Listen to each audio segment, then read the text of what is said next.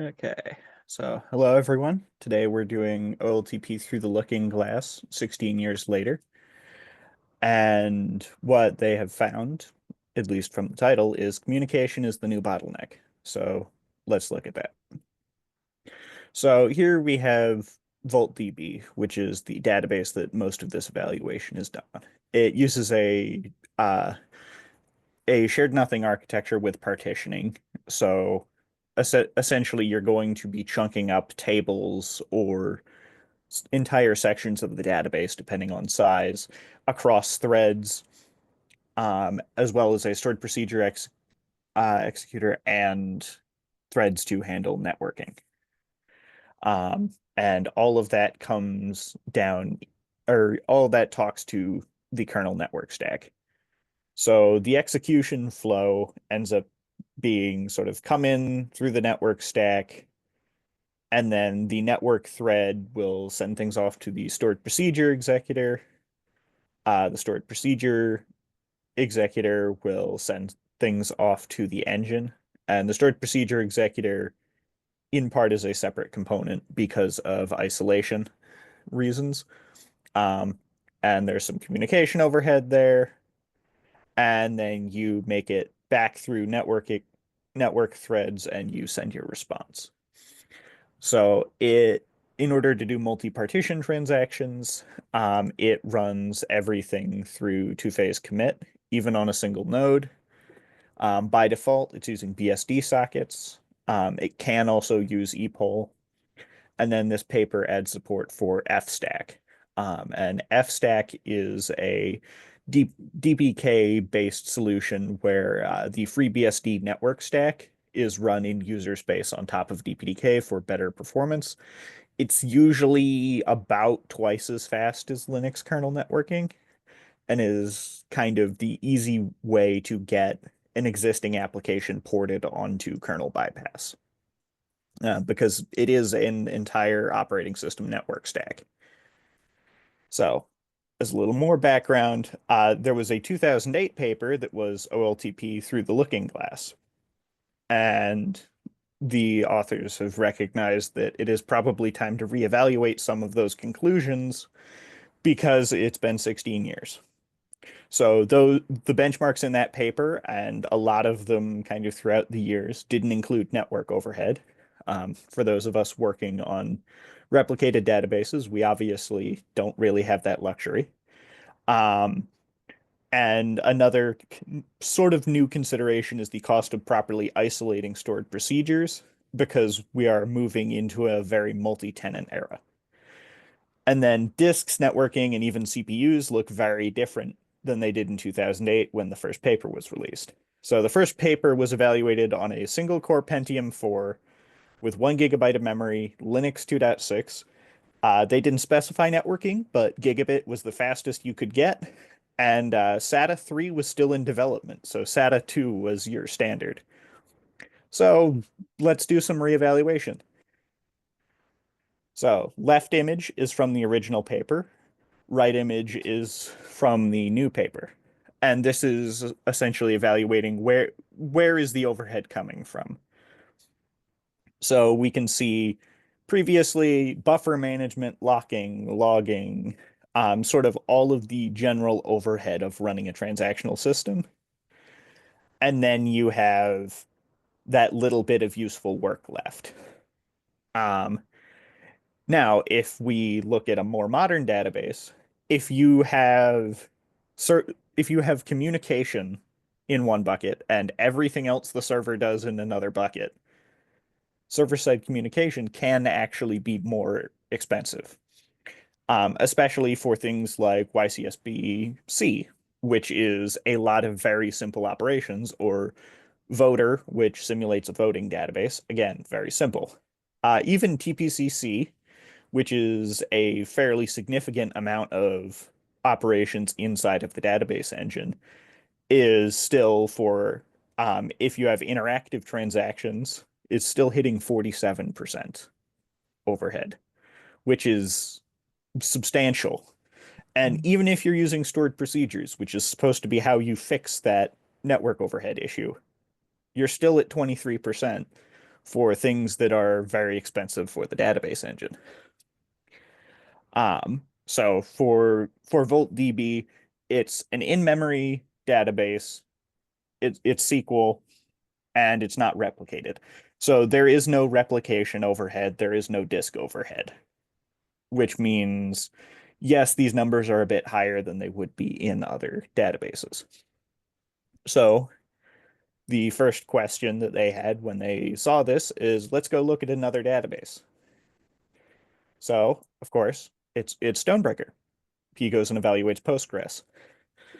So Postgres, um, okay, so first, this evaluation is done on Google Cloud. It's 16V CPU Haswell systems, so a decade old-ish, with 64 gigs of memory. And then they were able to get 16 gigabit between the servers, so probably a 25 gigabit link, 60 microseconds of round trip time. Um, and then uh, also in this case, Postgres is run off of a RAM disk for latency reasons, and this is using ePOL for VoltDB and BSD sockets for Postgres. So what we can see here is Postgres does spend more time on transaction processing. Some of that is likely due to it expecting to be on a disk. But it has substantial advantages in the network layer compared to VoltDB, and then they both spend about the same amount of time in the kernel. The authors attribute that advantage Postgres has to lack of isolation because worker threads can directly connect to a network socket, especially using stored procedures. This can be somewhat dangerous. Um, so after you do your initial rough profile, what's the first thing you do? Okay, give me a better profile. So here we have a more detailed breakdown. So reddish colors are network receive path, um, or or isolation overhead if it's more pink. Green is the actually important work of a database, procedure execution, query execution, and then the blue purple colors are transmit. So what we see here is that moving from stored procedures to stored procedures with DPDK is generally a fairly massive decrease in the amount of overhead that networking is providing. And also for comparison, for voter and TPC-C, we have interactive transactions. My guess is that YCSB doesn't have them because it's going to look very similar to stored procedures because of the simplicity of the transactions. And we also get sort of latency and throughput data up here, which is very nice to have. Um, just in terms of sort of what we expect. And yes, interactive transactions are more expensive. They have more issues hitting higher throughput. Um, and sadly, there is no version with interactive transactions and kernel bypass, which would have liked to have seen, but they ran out of time, I think. So the next thing that the paper wants to look at is isolation for stored procedures. So we have multi-tenant databases or regulations that mean that we can't just give everyone all of the data now. So there needs to be some level of sandboxing around stored procedures. So there's a couple different types of isolation. First is none, which is essentially unrestricted transactions. You can do whatever you want. You're run inside of the same address space as the client, and the language doesn't really stop you from doing whatever you want to the database engine. Um, and that's kind of the very old style. Next up is language isolation, which is like you have a language that allows you to provide a bit of a sandbox. Um, and it's at least easier to prevent mistakes from causing problems, but a sufficiently malicious user could still cause problems. Um, then there's operating system level isolation. So that's either run the stored procedure in a separate process or run it inside of a Docker container or some other um, OS level virtualization instead of hardware virtualization. And then there's full hardware virtualization, which is just labeled as virtualization, which is let's spin up a VM for every stored procedure or keep a pool of them around, which Redshift is the only one who bothers to do that. And then not pictured in this table is client server isolation, where you just don't do stored procedures. Um, Pretty much everything supports that. And that is technically the safest way to do stored procedures is not to have them. And the reason that this is of concern is because depending on how you do this, there are substantial amounts of overhead. So this is a security performance trade-off. Um, so we can see here, as always, having no security is fast. Um, and then when you have, say, shared memory or shared memory with Docker, you incur a bit of overhead, but it's not too bad so long as you don't have too much throughput. Which also interestingly means if you look at all of these, um, moving on to like TCP and TCP inside the Docker container, you can see they're neck and neck. So if you're going to put your stored procedures in another process, it's actually free to put them inside of a Docker container and you get stronger isolation. And then there's also shared memory with a domain socket for passing messages. Um, that's a bit cheaper than doing TCP. There isn't a Docker version of that, but I imagine it's going to look very similar. And then we also have the costs for doing a VM with shared memory, which shows that yes, there's extra overhead over just process or um, container-based isolation, but it's not a humongous amount at low throughput because of some of the tricks that hypervisors can play. However, if you try to use TCP to talk to a VM, um, the Linux kernel is no longer able to kind of avoid a bunch of the work by knowing that the data is coming back to something on this host. So your performance falls off a cliff immediately. And when we look at those breakdowns, once again, all of that orange is network stack overhead, as is the blue, and then the isolation overhead. Um, we can see that there are fairly good options in terms of shared memory for communicating without too much overhead, but still having decent isolation. But all of it incurs a level of isolation over just not having any. So, depending on your threat model, that is something to consider as far as how far along this line are you willing to walk. And here I'm only showing TPC-C data because all of these graphs look very similar. So, for kind of overall lessons learned from the paper, simple transactions spend most of their compute on networking, and kernel bypass helps a lot with that. Stored procedures are better for networking overall, having more throughput and better latency. And then stored procedure isolation has substantial overheads with stronger isolation. Um, so shared memory has some, using TCP or domain sockets has pretty high overhead. So shared memory where you can, and I guess be careful about the code that's touching that shared memory. And then the authors also have it's in the paper as sort of topics for additional research, but some of this is kind of a wish list from the authors for stuff that would make these problems better. So there's better kernel bypass. Uh, Kernel bypass needing exclusive access to the network card is a bit of a problem. Busy polling is not great, and that kind of has to be done to some degree because of the inability to deliver interrupts to user space.